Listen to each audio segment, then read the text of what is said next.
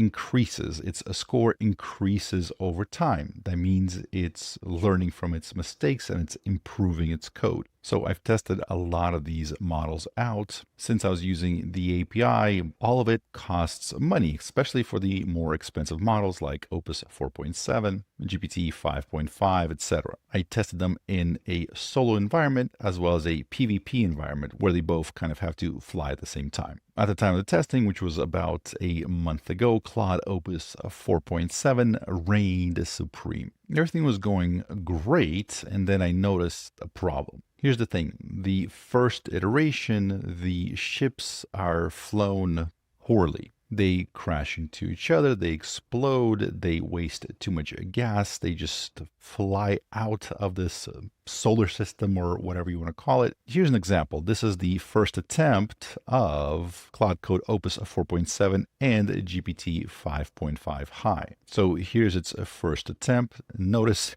something blows up right out of the gate. All of them fly out of bounds. They come back way too high, barely touch. They're just all over the place. They're wasting too much gas. They're just out of control. This is iteration number 1. Now compare that to when they're like 20 or 30 iterations in. Notice they don't try to follow the circle. They kind of wait and let it come to them. They don't use a lot of gas. They're not blowing up. They're not getting too close to the suns. They're just using small little bursts of gas to try to line themselves up. These are pro pilots that have figured out what they're doing. They've earned their stripes. They've earned their experience points, and the score reflects it. They went from getting something like 20 points per round to, in this example, 100 plus. You could see